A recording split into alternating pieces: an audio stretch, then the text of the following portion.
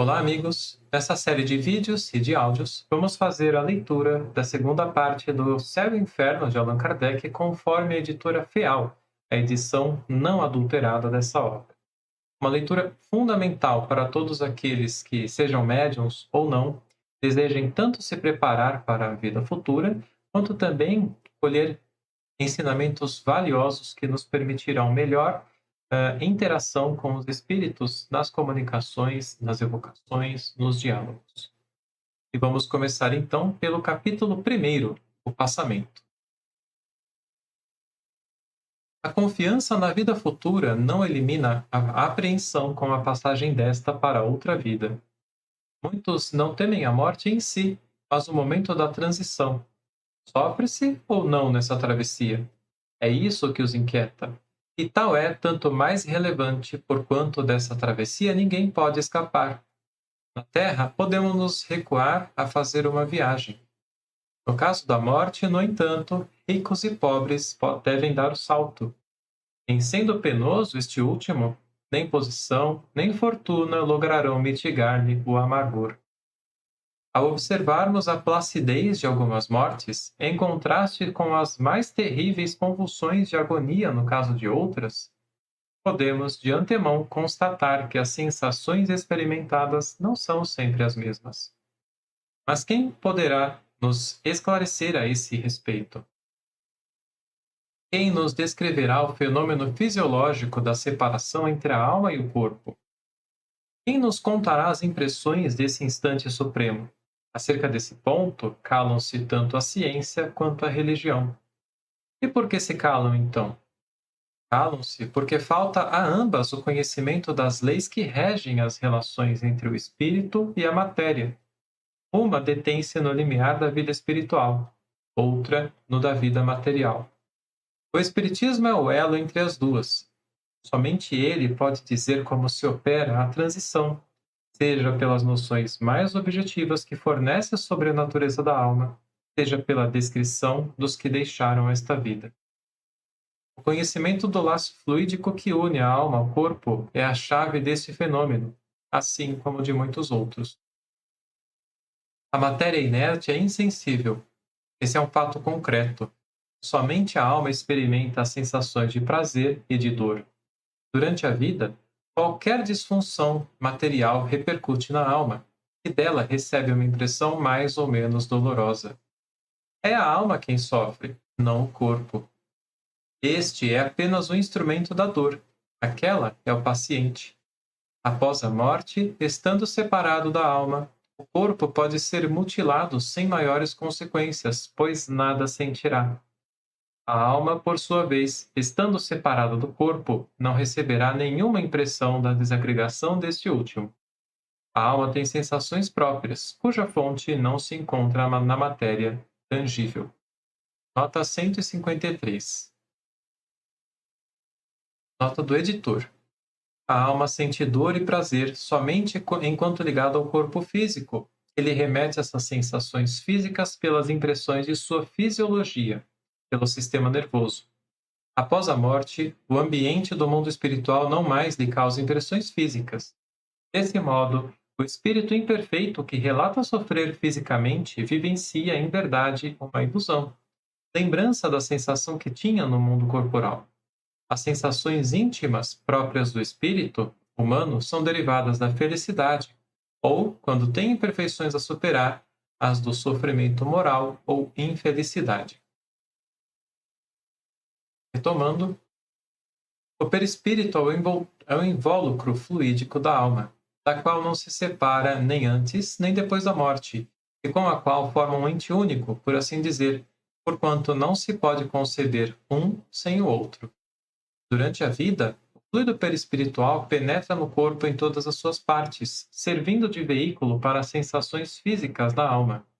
Também é por seu intermédio que a alma age sobre o corpo, dirigindo-lhe os movimentos. A extinção da vida orgânica ocasiona a separação da alma e do corpo pela ruptura do laço fluídico que os une. Essa separação, entretanto, nunca é brusca. O fluido perispiritual se desprende-se pouco a pouco de cada um dos órgãos, de modo que a separação só é completa e absoluta quando não mais restar um só elemento do perispírito unido a uma molécula do corpo. Nota 154. Nota do editor. Na época de Kardec, a célula era conhecida pela ciência como elemento estrutural dos tecidos, mas ainda não enquanto unidade básica da vida, ser vivo microscópico. Desse modo, refere-se aqui à célula como a menor parte da fisiologia, acompanhando o paradigma aceito na ciência do século XIX. Retomando, a sensação dolorosa que a alma experimenta nesse momento é proporcional à soma dos pontos de contato existentes entre o corpo e o perispírito, assim como da maior ou menor dificuldade e lentidão que a separação apresente. Nota 155. Do editor. Essa explicação corresponde ao item 17 do resumo da Lei da Justiça Divina, no capítulo 8, que afirma: a punição mais imediata, sobretudo para os que se apegaram à vida material, negligenciando o progresso espiritual, consiste na lentidão da separação da alma e do corpo. Retomando. Portanto, não se deve esconder que, de acordo com as circunstâncias, a morte pode ser mais ou menos penosa. São essas as diferentes circunstâncias que examinaremos. Estabeleçamos inicialmente, à guisa de princípio, os 4 seguintes casos que podem ser considerados situações extremas, entre as quais há uma infinidade de gradações. Primeiro, se no momento em que se extingue a vida orgânica o desprendimento do perispírito estiver completamente finalizado, a alma não sentirá absolutamente nada. Segundo, se no momento da extinção da vida orgânica a coesão dos 2 elementos apresenta-se em pleno vigor, produz-se uma espécie de ruptura que imprime uma sensação dolorosa na alma. Terceiro, se a coesão é fraca, a separação é fácil, transcorrendo sem choques. Quarto, tendo a vida orgânica cessado por completo, se ainda existirem numerosos pontos de contato entre o corpo e o perispírito, a alma poderá sentir os efeitos da decomposição do corpo até que o laço esteja inteiramente desfeito. Disso resulta que o sofrimento que acompanha a morte está subordinado à força de aderência que une o corpo e o perispírito. E tudo o que se pode ajudar a diminuir essa força e a acelerar o desprendimento torna a passagem menos penosa. E por fim, que se o desprendimento ocorrer sem qualquer dificuldade, a alma não experimentará nenhuma sensação desagradável resultante do processo. Na passagem da vida corporal para a vida espiritual, produz-se ainda um outro fenômeno de importância capital, o da perturbação. Nesse instante, a alma experimenta um entorpecimento que paralisa momentaneamente suas faculdades, neutralizando, ao menos em parte, as sensações. É como se a alma estivesse, por assim dizer, num estado de catalepsia, de forma que quase nunca testemunha de forma consciente seu derradeiro suspiro. Nota do editor, a palavra catalepsia.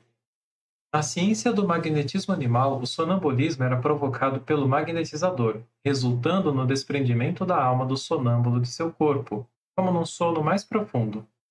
Neste estado, é possível, por um comando, provocar a paralisação ou estado de inércia e insensibilidade das partes do corpo, ou catalepsia. Esse fenômeno, que pode ser provocado, difere do somente natural estado de letargia, suspensão geral ou aparência de morte. Retomando. Dizemos quase nunca, porque há casos em que a alma pode dele ter consciência. Como logo veremos. A perturbação, portanto, pode ser considerada como o estado normal no instante da morte, sendo sua duração indeterminada, variando de algumas horas a alguns anos. À medida que a perturbação se dissipa, a alma encontra-se na situação de alguém que sai de um sono profundo. As ideias são confusas, vagas e incertas, vendo como se fora através de um nevoeiro. Pouco a pouco a visão se aclara, a memória retorna e a alma se reconhece. Esse despertar, no entanto, é bem diverso, de acordo com cada indivíduo. Para uns é calmo e proporciona uma sensação agradável. Para outros, é repleto de terror e de ansiedade, qual fora terrível pesadelo. O momento do último suspiro não é, portanto, o mais penoso, porquanto, em geral, a alma não tem consciência de si mesma. Mas, antes dele, a alma sofre por conta do declínio orgânico durante as convulsões da agonia e depois pelas angústias da perturbação. Destaquemos que tal situação não é geral. A intensidade e a duração do sofrimento, como dissemos antes, são proporcionais à afinidade existente entre o corpo e o perispírito. Quanto maior for essa afinidade, mais longos e penosos são os esforços do espírito para se desprender de seus laços. Mas há pessoas nas quais a coesão é tão fraca que o desprendimento se faz por si só e de maneira natural. O espírito separa-se do corpo como um fruto maduro desprende-se do seu caule. É o caso das mortes calmas e despertares pacíficos. O estado da alma é o principal fator determinante da maior ou menor facilidade de desprendimento. A afinidade entre o corpo e o perispírito é proporcional à ligação do espírito à matéria, atingindo seu máximo no caso do homem cujas preocupações concentram-se todas na vida, nos prazeres materiais, sendo quase nula no caso daquele cuja alma depurada identificou-se antecipadamente com a vida espiritual. Dado que a lentidão e a dificuldade de desprendimento são proporcionais ao grau de depuração e desmaterialização da alma, depende de cada um de nós tornar tal passagem mais ou menos fácil ou penosa, agradável ou dolorosa. Nota 157. Do editor. A constituição do corpo físico é a mesma para todos. Difere o perispírito, que é mais denso e próximo do mundo corporal para os espíritos inferiores, mas que se torna menos denso, desmaterializado, sutil, proporcionalmente à evolução espiritual do ser. O aperfeiçoamento dá maior liberdade, mobilidade, leveza e expansibilidade ao perispírito. Assim, no mundo espiritual, o espírito elevado tem melhores recursos para interagir e atuar no bem. Retomando. Isto posto há um tempo como teoria e como resultado da observação, provavelmente ao mesmo tempo, resta-nos examinar a influência do gênero de morte sobre as sensações da alma no derradeiro momento. O caso da morte natural, a que resulta da extinção das forças vitais por conta da idade ou da doença, o desprendimento transcorre gradualmente. No caso do homem cuja alma é desmaterializada e cujos pensamentos estão desligados das coisas terrestres, o desprendimento processa-se quase por completo antes da morte real. O corpo ainda vive a vida orgânica, conquanto a alma já tenha adentrado a vida espiritual, estando presa ao corpo somente por um laço muito tênue, que se rompe facilmente ao último batimento do coração. Nessa situação, o espírito já pode ter recuperado sua lucidez, sendo testemunha consciente da extinção da vida do seu corpo, do qual se sente feliz de se despertar. Para tal espírito, a perturbação é quase inexistente, não sendo mais do que um momento de sono tranquilo, de que emerge com indizível impressão de felicidade e de esperança. No caso do homem apegado à matéria e à sensualidade, aquele que viveu mais através do corpo do que do espírito, e para quem a vida espiritual nada representa, nem sequer uma realidade em seu pensamento, tudo contribuiu para fortalecer mais os laços que o ligam à matéria, nada os tendo atenuado durante a vida. Ao aproximar-se a morte, o desprendimento também transcorre gradualmente, porém mediante esforços contínuos.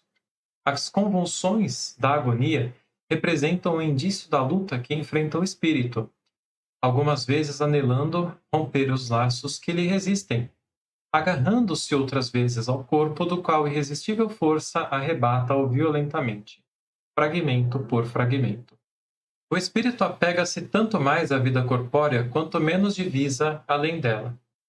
Sente que lhe escapa a vida e deseja retê-la, em vez de se entregar ao movimento que o carrega. Resiste com todas as forças, podendo assim prolongar a luta por dias, semanas ou meses inteiros. Nesse momento, de certo, o espírito não goza de toda a sua lucidez. Conquanto tenha a perturbação começado muito antes da morte, nem por isso sofre ele menos, e o vazio em que se encontra, assim como a incerteza sobre o que lhe há de virá, tomam-se as suas angústias. A morte chega, mas nem tudo se acaba. A perturbação continua. Ele sente que vive, mas não sabe se material ou espiritualmente, lutando ainda, até que tenham rompido os últimos liames do perispírito. A morte pôs efetivamente fim à enfermidade, mas não lhe deteve as consequências.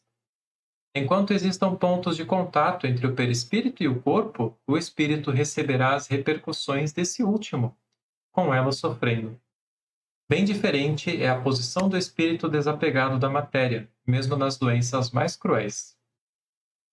Os laços fluídicos que unem ao corpo, sendo muito tênues, rompem-se sem qualquer abalo, e então sua confiança no futuro, que ele já entrevê pelo pensamento e por vezes, mesmo de fato, faz com que encare a morte como uma libertação e seus males como uma prova, advindo-lhe daí uma calma moral ou uma resignação que lhe amenizam o sofrimento. Após a morte, rompem-se os laços de imediato e nenhuma reação dolorosa se produz. Ao despertar, o espírito sente-se livre, disposto, aliviado de um grande peso e muito feliz por não mais sofrer. Na morte violenta, as condições não são exatamente as mesmas. Nenhum declínio orgânico parcial pôde ensejar uma separação prévia entre o corpo e o perispírito. A vida orgânica, em sua plenitude, é subitamente interrompida. O desprendimento do perispírito começa apenas após a morte, e nesse, como nos outros casos, não pode transcorrer instantaneamente. O espírito, pego de surpresa, encontra-se atordoado. Ao perceber que pensa, no entanto, acredita-se ainda vivo, perdurando tal ilusão até que se dê conta de sua situação.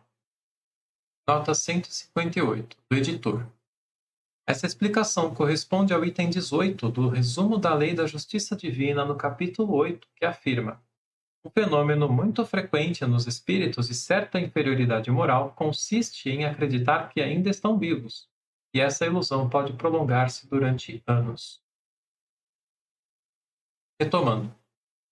Esse estado intermediário entre a vida corporal e a vida espiritual é um dos mais interessantes para estudo, porque apresenta o singular espetáculo de um espírito que confunde seu corpo fluídico com seu corpo material, experimentando todas as sensações da vida orgânica.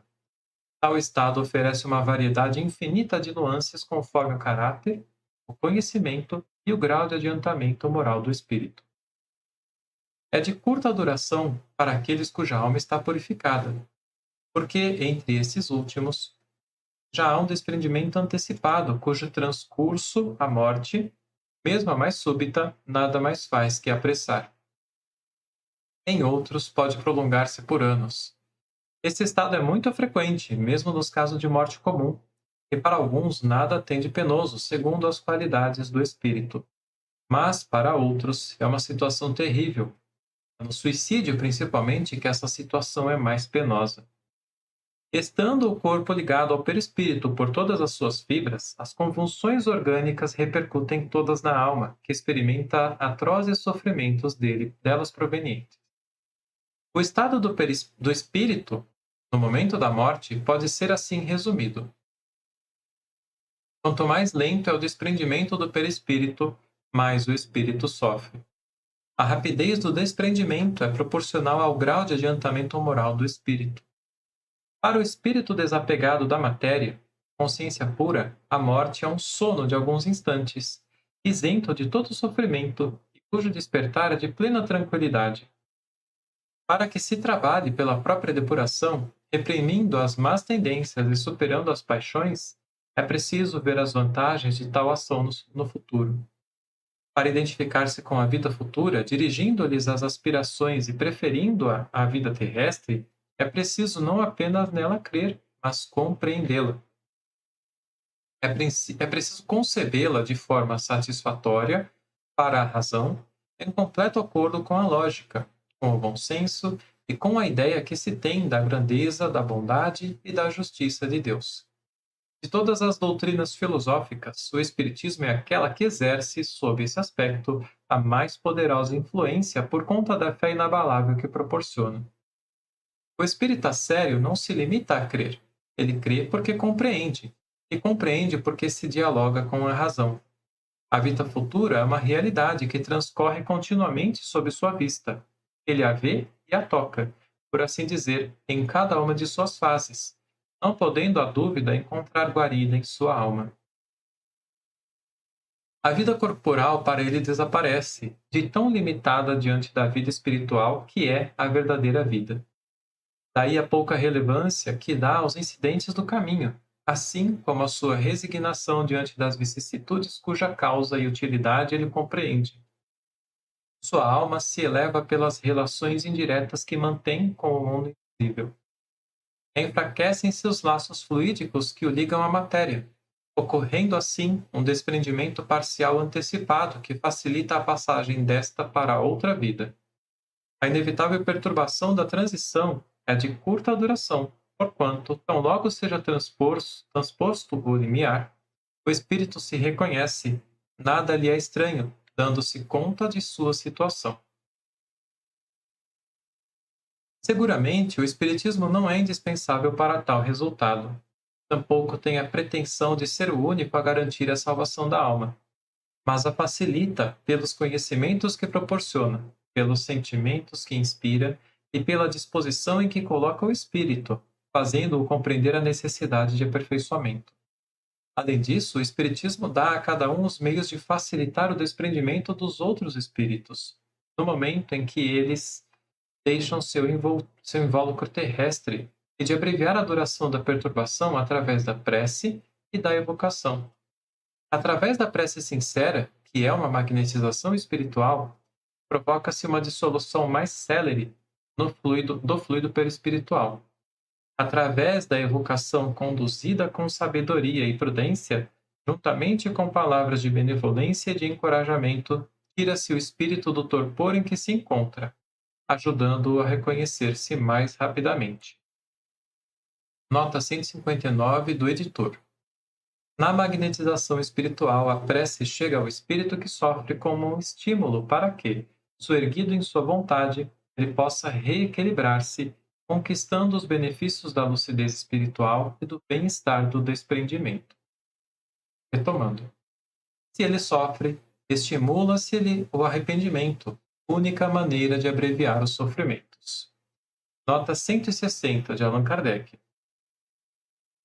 Os exemplos que citaremos mostram os espíritos nas diferentes fases de felicidade e de infelicidade da vida espiritual. Não fomos procurá-los nas personagens mais ou menos ilustres da antiguidade, cuja situação pode ter mudado consideravelmente desde a existência pela qual os conhecemos, e que não ofereceriam, ademais, provas adequadas de sua autenticidade. Tomamos esses exemplos das circunstâncias mais ordinárias da vida contemporânea, porque são elas com que cada um pode melhor se identificar e de onde, por comparação, podem se tirar as instruções mais proveitosas. Quanto mais a existência terrestre dos espíritos se aproxima da nossa, pela posição social, pelas relações ou pelos laços de parentesco, mais nos interessamos por eles, e mais fácil torna-se a confirmação de sua identidade. As situações comuns são as mais numerosas, e por isso cada um pode tomá-la mais facilmente como exemplo. As situações excepcionais nos comovem menos, porque saem da esfera dos hábitos.